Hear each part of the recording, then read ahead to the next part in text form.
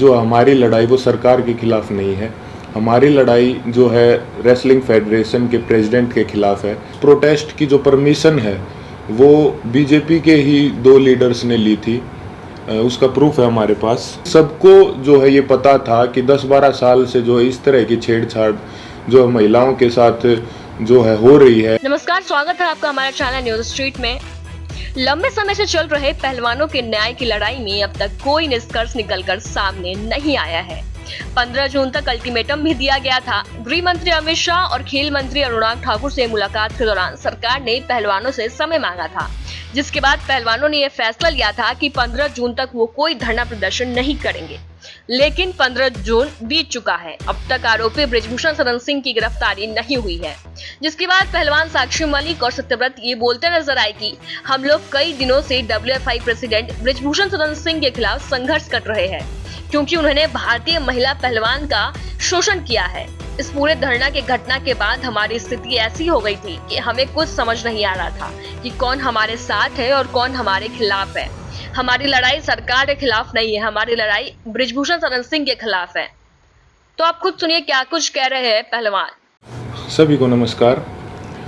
जैसा कि आप सब लोग जानते हैं कि हम पिछले कई महीनों से संघर्ष कर रहे हैं रेसलिंग फेडरेशन ऑफ इंडिया के प्रेसिडेंट बृजभूषण सिंह के खिलाफ, क्योंकि उसने भारतीय महिला पहलवानों का यौन शोषण किया है और भी काफ़ी सारे जो है घोटाले फेडरेशन के माध्यम से उसने किए हैं। पिछले कई दिनों से हम देख रहे हैं कि समाज में हमारे खिलाफ एक अलग से नैरेटिव बनाया जा रहा है, कुछ अफवाहें फैलाई जा रही हैं और साथ में मीडिया भी कई तरह की खबरें जो है दिखा रहा है।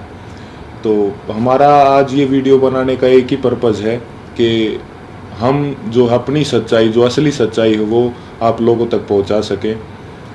आज हम इस आंदोलन की शुरुआत से लेकर अभी तक पूरी की पूरी सच्चाई आपके सामने डिटेल के साथ रखेंगे। आज जो हमारे ऊपर कई तरह के जो आरोप भी लगे हैं, आज हम उनका भी जवाब जो है प्रूफ के साथ देंगे। सबसे पहला जो आरोप हमारे ऊपर लगा था वो लगा था कि हमारा ये जो आंदोलन है वो राजनीति से प्रेरित है। कांग्रेस लीडर दीपेंद्र हुड्डा ने हमारे को इस आंदोलन के लिए उकसाया है। आप सबको पता है कि सबसे पहले जो हम प्रोटेस्ट पे आए थे जंतर मंतर पे, वो जनवरी में आए थे और उस प्रोटेस्ट की जो परमिशन है वो बीजेपी के ही 2 लीडर्स ने ली थी, उसका प्रूफ है हमारे पास।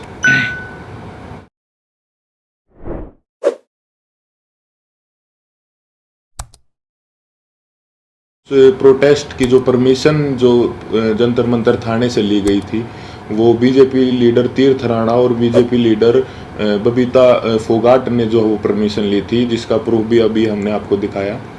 तो ये कैसे हो सकता है कि ये आंदोलन जो है वो कांग्रेस ने करवाया? गारंटी के साथ बोल सकते हैं कि 90% जो कुश्ती से जुड़े लोग हैं, चाहे वो पहलवान हो या कुश्ती से जुड़े हमारे कोचेज हों, उन सबको जो है ये पता था कि 10-12 साल से जो है इस तरह की छेड़छाड़ जो महिलाओं के साथ जो है हो रही है, या उन किसी और कुछ लोगों ने देखा भी था, जिसका प्रूफ मीडिया में कुछ कोचेज ने दिया है। कई लोग जो है इसके खिलाफ आवाज़ उठाना भी चाहते थे, लेकिन हमारी जो रेसलिंग कम्युनिटी है उसमें एकता की कमी थी।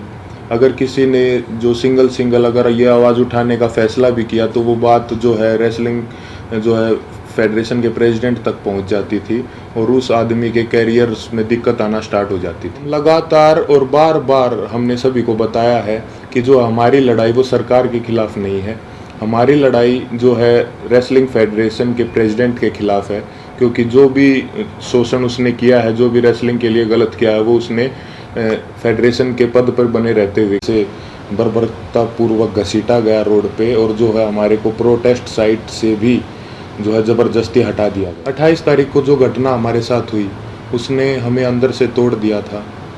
हमने देश के लिए इतने पदक जीते, देश का इतना मान सम्मान बढ़ाया, फिर भी हमारे मान सम्मान को जो है वो सड़कों पर रोन दिया गया। उस घटना के बाद हम जो इतने आहत हो गए थे, इतने परेशान हो गए थे कि वो बात हम वर्ड्स में भी नहीं बता सकते। हमें कुछ समझ नहीं आ रहा था कि हमारे साथ ये क्यों हुआ। उसके बाद हम सब ने अपने सारे मेडल्स गंगा जी में विसर्जित करने का फैसला लिया, क्योंकि हमें वो अपने सारे मेडल्स बेईमानी नज़र आ रहे थे। लेकिन फिर हरिद्वार में भी हम सब इस तंत्र की साजिश का शिकार हो गए। जैसे ही हम हरिद्वार में अपने मेडल बहाने पहुँचे तो तंत्र से जुड़ा एक आदमी बजरंग का हाथ पकड़ के साइड में ले गया और उससे पता नहीं कितने नेताओं की बात करवाई कि आप रुको, आपके बारे में मीटिंग चल रही है और आपको न्याय भी मिल जाएगा, आप बस 7 बजे तक रुको। और कैसे भी करके जो है 7 बजे तक बजरंग को जो है रोक के रखा और एग्जैक्ट 7 बजे तंत्र से जुड़े और भी इसी तंत्र से जुड़े लोग पता नहीं कितनी संख्या में वहाँ पे पहुँच जाते हैं और वहाँ पे जो है व्यवस्था इस तरह की बन जाती है कि अगर उसके बाद हम मेडल बांधने जाते तो वहाँ पे हिंसा भी हो जाती। तो वहाँ भी हमने फिर समझदारी जो है दिखाई और जो है रुकने का निर्णय लिया कि अभी हम रुक जाते हैं। और एक और बात क्लियर कर दे कि वो मेडल हमने सिर्फ अपने कोचेज़ को और अपने माँ बाप को वापस दिए थे। वहाँ पे क्या चल रहा था ये हमारे को कुछ समझ में ही नहीं आ रहा था। हम उस मानसिक स्थिति में थे ही नहीं कि हम वहाँ पे किसी साजिश को या वहाँ पे क्या चल रहा है इस चीज़ को समझ पाते। हम बहुत ही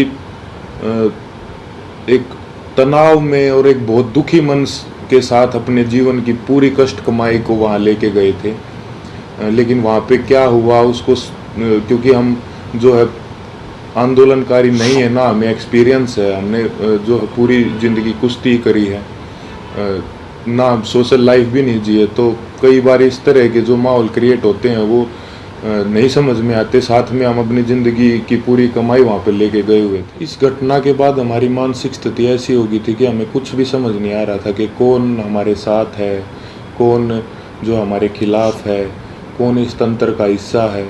हम दिमाग के रूप से बिल्कुल जो है ब्लैंक आउट हो गए थे।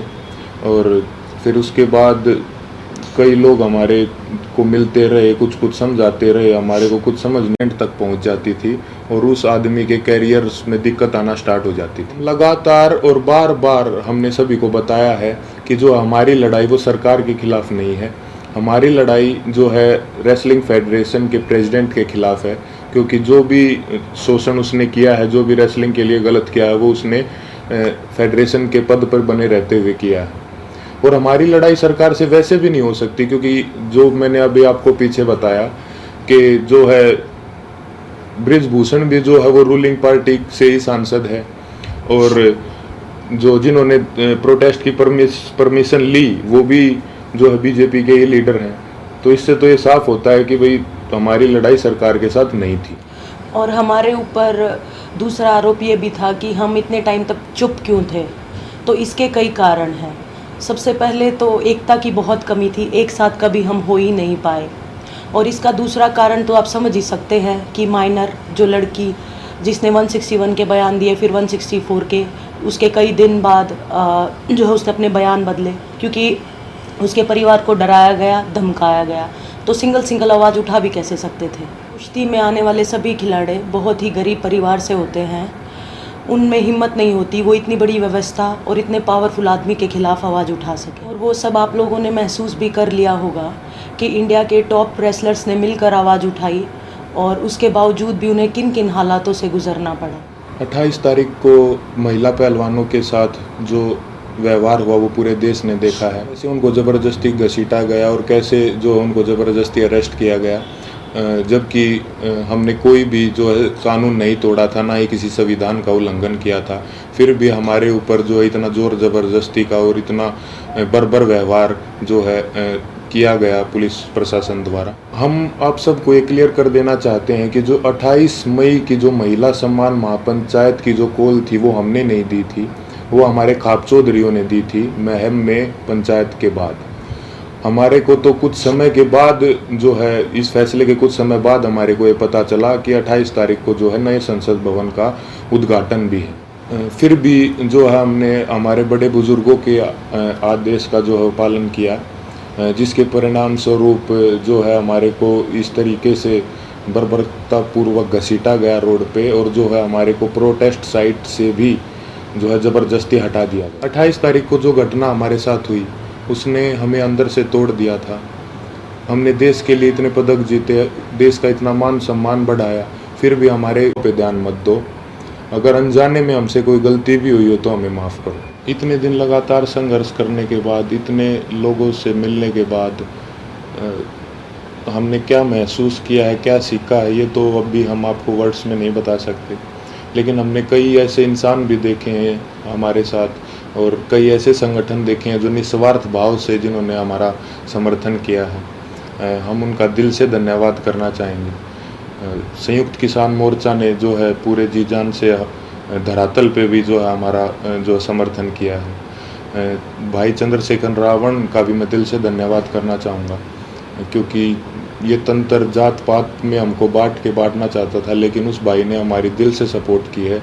तो चंद्रशेखर भाई का भी दिल से धन्यवाद। सत्यपाल मलिक जी का भी मैं धन्यवाद करना चाहूँगा कि उन्होंने हमारे को प्रेरित किया कि कैसे बेबाकी से अपनी बात जो है रखी जाती है। साथ ही सभी महिला संगठनों का भी मैं जो है दिल से धन्यवाद करना चाहूँगा कि उन्होंने जितनी ताकत उनमें थी हमारा सपोर्ट किया है। साथ ही छात्रों का भी, हर एक उस इंसान का जो निस्वार्थ भाव से हमारे पास हमारे समर्थन के लिए आए हैं, उनका हम दिल से धन्यवाद करना चाहेंगे। और हम चाहेंगे कि आगे भी मुसीबत के समय में आप हमारा ऐसे ही साथ दें। इसके लिए मैं धन्यवाद करना चाहूँगा बीजेपी लीडर जो हैं बबीता जी और तीर्थ राणा जी का, कि उन्होंने जो है पहलवानों को एकजुट करने का काम किया। साथ ही उन्होंने इस आवाज़ को उठाने के लिए उन्हें मोटिवेट भी किया। उसके बाद इन्होंने ही सरकार के साथ जो है मीडिएटर बन के जो पहलवानों को एक कमेटी का नाम दे के जो है आश्वासन दिलवाया सरकार से, यही उसके बीच में जो है मीडिएटर थे। हालांकि वो बस एक आश्वासन ही निकला, क्योंकि उसके बाद जो है उस कमेटी का कोई रिजल्ट नहीं निकला और रेसलिंग फेडरेशन ने अपना काम वापस से वैसे ही सुचारू रूप से जारी रखा, जिसकी वजह से फिर हमें 3 महीने के बाद वेट करके जब हमें न्याय नहीं मिला तो हमें दोबारा जो है वो जंतर मंतर पर आना पड़ा। हम अपने माध्यम से सभी देशवासियों को ये संदेश भी देना चाहते हैं कि कभी भी किसी के साथ भी अगर कोई अन्याय होता है तो हमें जो है हमेशा ही एकजुट होने की जो ज़रूरत रहती है और होना चाहिए हमें एकजुट, क्योंकि हमने इतने इस दौर में यही महसूस किया कि कहीं ना कहीं ये तंत्र हमारी एकता की कमी है, जो हम बटे हुए हैं उसका ही ये फ़ायदा उठाता है। किसी के साथ भी अन्याय हो तो आप प्लीज़ एक साथ आइए। अन्याय के खिलाफ निस्वार्थ और सच्चे मन से अगर हम कभी भी एकजुट होकर अन्याय के खिलाफ आवाज़ उठाते हैं तो आत्मा को बहुत संतुष्टि मिलती है। धन्यवाद। तो आपको ये खबर कैसी लगी कमेंट करके जरूर बताएं। वीडियो पसंद आए तो लाइक करना ना भूलें। धन्यवाद।